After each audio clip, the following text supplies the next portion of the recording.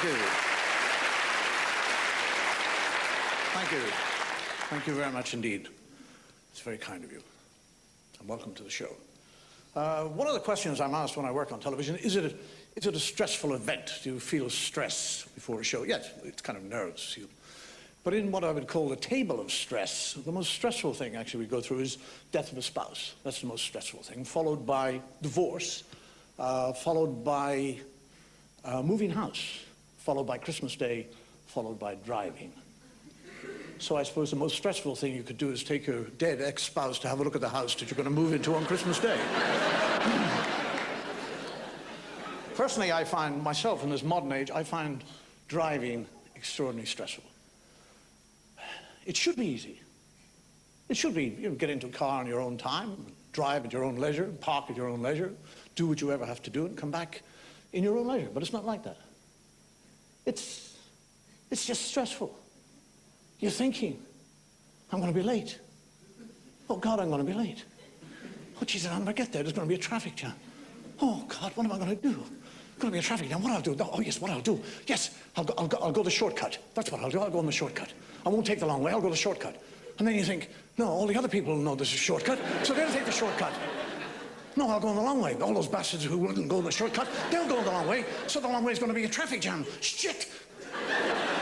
Then you think, what lane will I go in? You ever get to that point? What lane will I get in? Shall I go on the inside lane? Middle lane, the outside lane? I'll go on the inside lane. I'll go on the inside. That's all right. I'll drive on the inside lane. That's nice, smooth, quiet, gentle. Some bastard will park a lorry there. And then I'll have to come into the middle lane, and those people in the middle lane won't let me in, the bastards. Then you think, I'll go on the outside lane. Then what about the bastards who are turning right? You're stuck behind those bastards. You go in the middle lane. And you spend all your time waiting for people to come out from behind lorries and turning right. This is before you even get in the car. Sitting there thinking, where will I park it? Have I got the money? Have I got the right money? They keep on changing those parking meters. Have I got 20p, 50p? Is it a 10p? Is it a new 10p? Will the old 5p pit? And the whole kind of parking. I mean, I spend my life parking. Spreading out in an ever-encroached circle, getting larger. Looking for somebody who's walking up the road with the car keys in the hand. That's him, I follow him. I get done for curb crawling, for Christ's sake. And you see you fellas are the same. They get into the car, and they sit there, and you kind of like a spaniel. You go,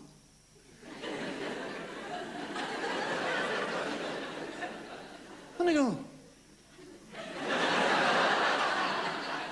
They get on the phone. Women, I love women, but Jesus, women. Why can't they just get into a car and drive off? I say to her, are you leaving? Yes. And she gets in. And she spends half an hour rummaging in her handbag looking for her car keys. Why in the name of Christ do women put so much crap in their bags? They just swirl it all around. Have you ever seen them? That's not him. They keep on putting the crap back in again. They check the mirror, they check their hair, they check the makeup, they put the belt on, they ruffle their hair, they take the belt off. I'm waiting to get in, and there's an arsehole behind me. Beep, beep. Flashing me, so I drive off, they drive off, and the bastard takes my parking brake. And I tell you another phenomenon now in this day and age. That group of men who hover around traffic lights in bomber jackets, waiting to clean your windscreen. I don't want my windscreen cleaned. I feel totally intimidated now. I drive up, I see them, I go through the red lights to get away from them. They're cleaning cars all day. Where are they getting the water from? They don't, do they?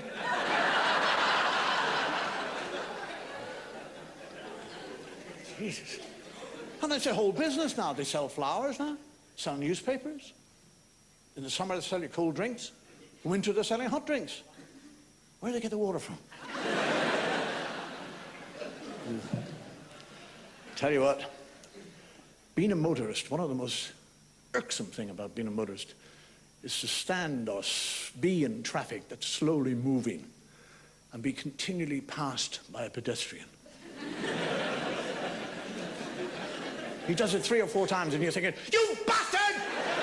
Why don't you walk around the block? Go the other way, you arsehole! And actually, being a pedestrian, that's great. To walk past the same motorist 3 or 4 times.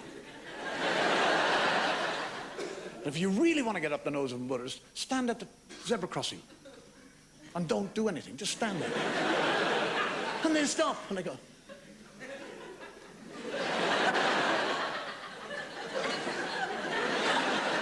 What are you doing standing there? I don't want to cross. Well, don't stand at the bloody zebra crossing! Go over there, you arsehole! I don't know, I don't really know what cars are extraordinary, what they bring. We become totally territorial. Have you noticed that within yourself? When you're in a car, you become territorial. You'll fight for an inch, a yard, a centimetre. You sit there blowing your horn at somebody in front of you who hasn't taken up that 6 inches between him and the next guy. Come on, asshole, move up, what are you doing now? And why does that happen when you're in a car? You don't do that when you're a pedestrian, do you? You don't feel territorial when you're walking up the road, do you? You don't feel aggressive. You bump into somebody as a pedestrian. You don't back off and say...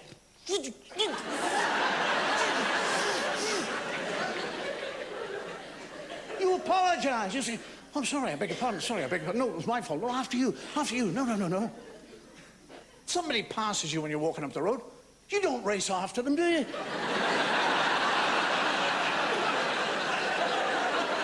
Go up and you bastard, get up, get up.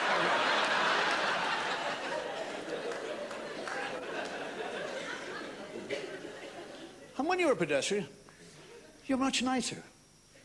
You wear a different suit as a pedestrian. I'm walking down the road the other day, and there's a car coming up towards me, driven by a woman, and the blinkers are going. They're just going blink, blink, blink. She drives up the road. Now, if I was driving behind her, I would be thinking, you silly old cow, put your bloody blinkers off. But as a pedestrian, I feel helpful. I go, blinkers. And this woman looks at me and goes, gee, gee, gee. This nice lady with a veil and a crucifix, gee.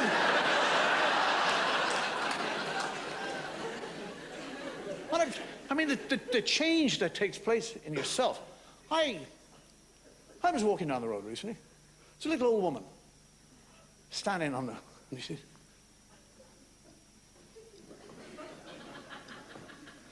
and she's just, you know, so I said, can I help you cross? And she says, oh, yes, please. So I actually go out, me, and I stop the traffic. Stop, please. Stop, please. And I get this little old lady, and I help her across the road. And I say, are you all right now? And she says, yes, I'm fine, thank you very much indeed. It's very good of you. And that's it. I go around the corner, get into my car, drive around the corner. There's a silly old bitch in the middle of the road now. And I don't want to help her now. I want to run her over. I'm saying, get off the road, you stupid cow! And have you noticed as a driver, once you get behind the wheel of a car, you call into question the legitimacy of every other driver. You don't sit there and think, look at that silly man there. What the hell does he think? What is that bloke up to? You think, bastard. Look at that bastard. Look at him. Stupid bastard. And you relate to them how they look. The fat bastard, ugly bastard, bald. Look at that bald bastard. You don't have one iota of racialism in it. You're going, you black, get out, you yellow, get out of the road. Xenophobia creeps in. When you see foreign plates, you don't think, oh, there's a visitor to the country.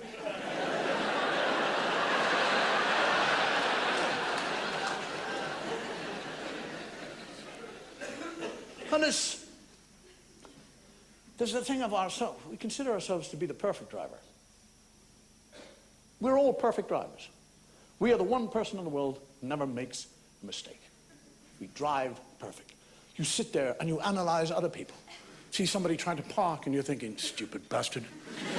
He'll never get it in there, for God's sake. Any cretin could see. Shit, he did. How did he do that? A lucky bastard. The generosity of drivers. It can get you, actually being a generous driver in many ways can get you into trouble. I'm driving, I live in Kensington. I'm driving down Kensington High Street recently. There's a man who wants to come out from a left-hand corner, turning. And nobody's giving him any way at all.